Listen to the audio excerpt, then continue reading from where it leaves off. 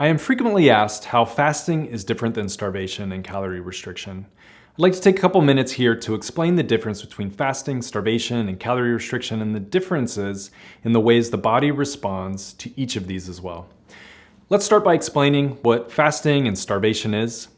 Fasting is a choice to not consume calories for a predetermined period of time. The duration of the fast is flexible and can be stopped at any time.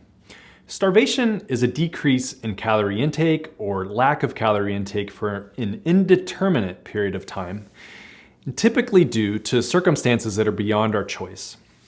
As far as calorie restriction is concerned, prolonged calorie restriction by choice, as in during a weight loss program, in my opinion, is more akin to starvation than fasting, and I'll explain why. When we fast for short periods up to a couple of weeks, our bodies have mechanisms that kick in to maintain energy and prevent breakdown of important tissues like muscle. During this period of time, your metabolism also is maintained by burning fat. With starvation, there are limits for the body's ability to preserve muscle in daily functions, and over time muscle will start to be broken down to free up nutrients and energy.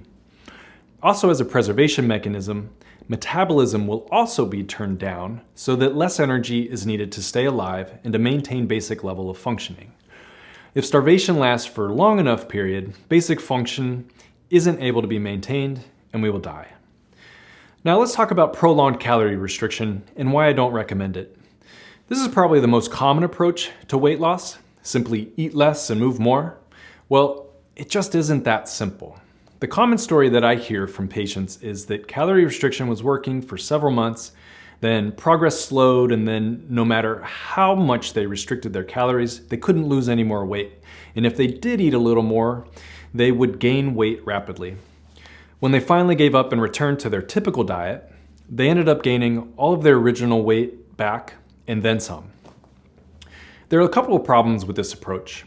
One, just like with starvation, the body will eventually begin to slow its metabolism in response to the chronic calorie restriction.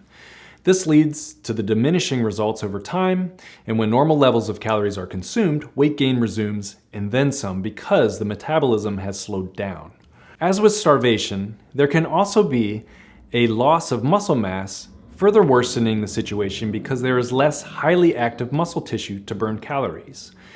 The second problem with calorie restriction alone is that it can be miserable and difficult. Being hungry every moment of the day is a hard way to live. This typically comes about because not enough attention is paid to the types of foods consumed and the timing that the foods are being consumed. Tapping into fat reserves for energy requires low insulin levels. If someone is still eating food that causes the release of lots of insulin, even if that food is eaten in smaller amounts, this can prevent someone from efficiently tapping into fat reserves to make up for the lack of consumed calories.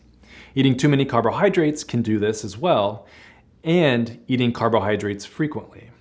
This can perpetuate high insulin release, promoting insulin resistance despite total calories being low.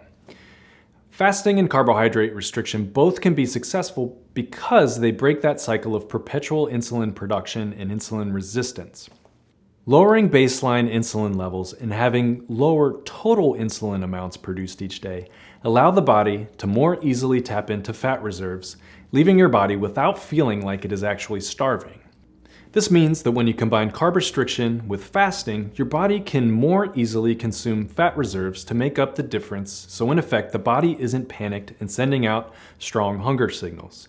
This makes weight loss feel much easier because it can be done without feeling like you're starving. I hope this helps explain more about the differences between fasting, starvation, and chronic calorie restriction, and that you found it informative as you explore how these ideas may apply to your own health.